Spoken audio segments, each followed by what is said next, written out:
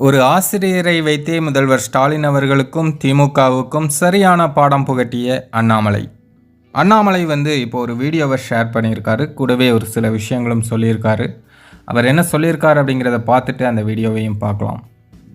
தேசிய கல்விக் கொள்கை குறித்து முன்னாள் தலைமை ஆசிரியரும் தேசிய ஆசிரியர் சங்க மாநில துணைத் தலைவருமான ஐயா திரு க பழனிசாமி அவர்கள் பேசியுள்ள காணொலியை பார்க்கும் வாய்ப்பு கிடைத்தது. தாய்மொழி வழி கல்வியையும் அரசு பள்ளி மாணவர்களுக்கு தரமான கல்வியையும் வழங்கும் தேசிய கல்விக் கொள்கையில் பரிந்துரைக்கப்பட்டுள்ள மும்மொழிக் கொள்கை எவ்வளவு முக்கியமானது என்பதை மிக தெளிவாக விளக்கியுள்ளார். தமிழக ஏழை எளிய மாணவர்களுக்கு சமக்கல்வி கிடைக்க வேண்டும் என்ற உயரிய நோக்கம் கொண்ட அவருக்கு எனது மனமார்ந்த நன்றிகளை தெரிவித்துக் கொள்கிறேன்.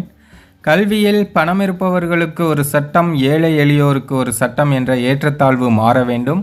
அனைவருக்கும் தரமான சமக்கல்வி கிடைத்திட வேண்டும். அதற்காக நடைபெறும் கையெழுத்து இயக்கத்தில் www.pudhiyakalvi.in அப்படிங்கிற இணையதளத்தின் வாயிலாக உங்கள் மேலான ஆதரவை வழங்குமாறு கேட்டுக்கொள்கிறேன் அப்படின்னு அண்ணாமலை சொல்லிட்டு கூடவே அந்த வீடியோவையும் ஷேர் பண்ணியிருக்காரு. புதிய கல்விக் கொள்கை என்ன அப்படிங்கிறத எல்லாரும் சரியா புரிஞ்சுக்கணும். புதிய கல்விக் கொள்கையை சரியா புரிஞ்சுக்காதனாலதான் இவ்வளவு குழப்பத்தை பொதுமக்கள் மனசுல ஏற்படுத்தி நடுத்தர வர்க்க குழந்தைகளுக்கு கிடைக்க வேண்டிய உண்மையான கல்வியை கிடைக்காம பண்ணிட்டு இருக்குது நம்முடைய தமிழக அரசு. புதிய கல்விக் கொள்கை எந்த இடத்துலையுமே தாய்மொழிக்கு விரோதமா ஒரு வார்த்தை கூட சொல்றது கிடையாது. 5ஆம் வகுப்பு வரைக்கும் இப்ப இருக்கக்கூடிய கல்விக் கொள்கை படி நம்முடைய தமிழ்நாடு அரசு வச்சிருக்கக்கூடிய கல்விக் கொள்கையின்படி 5ஆம் கிளாஸ் வரைக்கும் எந்த மொழியில வேணாலும் கத்துக்கலாம். இங்கிலீஷ் மீடியத்துல படிக்கக்கூடிய பையன் இங்கிலீஷ் மீடியத்துல படிப்பான். ஆனா புதிய கல்விக் கொள்கை அமுலாச்சு அப்படின்னா 5ஆம் கிளாஸ் வரைக்கும் அவனுடைய தாய்மொழியே கத்துக்குவான். ஒரு குழந்தையினுடைய மொழித்திறனானது 4 வயசுல இருந்து 10 வயசுக்குள்ள அந்த மொழித்திறன் நல்லா அடித்தளமிடப்படுறதா நம்முடைய உளவியல் வல்லுநர்கள் சொல்றாங்க. அப்ப 5ஆம் கிளாஸ் வரைக்கும் அந்த பையன் தமிழ் மொழியில கத்துக்கிறதுனால தமிழ் மீதான ஆர்வம் அந்த குழந்தைக்கு அதிகரிக்கும்.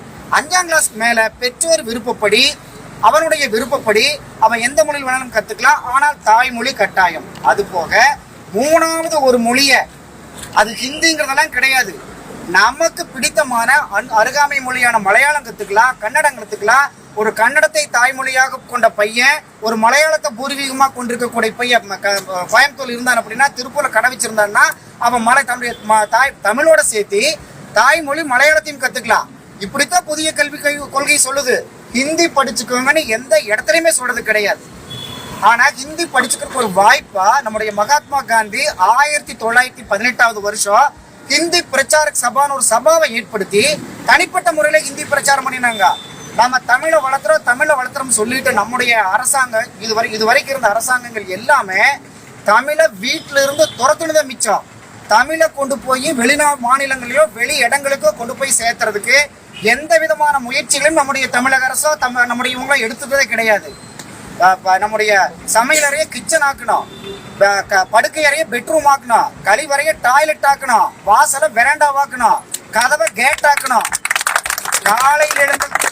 காலையில் எழுந்தவன் குட் மார்னிங், காலை எழுந்தவுடன் பெட் காப்பி, கண்டவர்க்கெல்லாம் குட் மார்னிங், பல்வழக்கு டூத் பேஸ்ட், பரவச குளியல் பாத்ரூமில், காலை உணவு பிரேக்ஃபாஸ்ட், கழிப்புடன் அளிப்பது பேண்ட் ஷர்ட், மதிய உணவுக்கு லெக் பீஸ், மனசுக்கு பிடித்தது லஞ்சு, உன்ன பிடிக்கிறது ஃபாஸ்ட் ஃபுட், உறங்கும் போது குட் நைட்டு. அந்நிய மொழிக்கு இங்கிலீஷ்க்கு என்னே உனது தமிழ் பற்று எழுந்திர தமிழா விழிப்புடன் அந்நிய மொழி ஆங்கிலத்துக்கு இவ்வளவு முக்கியத்துவம் கொடுக்குறோம். தமிழை எங்கேயுமே இல்லாம துரத்துனது யார் அப்படின்னா நம்முடைய ஆட்சியாளர்கள் செய்த சீர்கேட்டினாலதான். தமிழ் சாதாரண மொழி கிடையாது. மாயோன் மேய மைவரை உலகமும் அன்னைக்கு ஒரு 5000 ஆண்டுகளுக்கு முன்பே தொல்காப்பியர் அந்த பாடலை எழுதினார். அப்படின்னா அந்த குறிஞ்சி முல்லை மருதம் மெய்தல் பாலின் 5 வகை நிலங்களா பிரிச்சு 5க்குமே இந்த முருகனையுமே இந்திரனையுமே வருணனையுமே நம்முடைய தெய்வங்களை தான் குறிஞ்சி அந்த நிலங்களுக்கு தெய்வமா வைக்கிறார் தொல்காப்பியர். அப்படின்னா தேசிய ஒருமைப்பாடு தொல்காப்பியத்திலேயே இருக்குது. இவங்களுக்கு ஒரே நோக்கம் என்னன்னா தமிழ் மொழி வளரணுங்கிறது தமிழ் மொழி மேல இருக்கக்கூடிய அக்கறையில கிடையவே கிடையாது.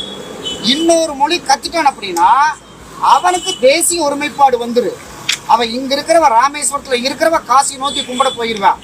இதைய அறுத்து எரியணுங்கிறத தமிழ்நாட்டை தனி துண்டாடோன்னு பிரிவினைவாதத்தை வளர்த்துறதுக்காக இந்த மொழி கொள்கையை பயன்படுத்திட்டு இருக்கிறாங்களே தவிர இவைய வச்சிருக்கக்கூடிய சன்ஷைன் ஸ்கூல்ல ஹிந்தி தான் பிரதானம், இங்கிலீஷ் தான் பிரதானம்.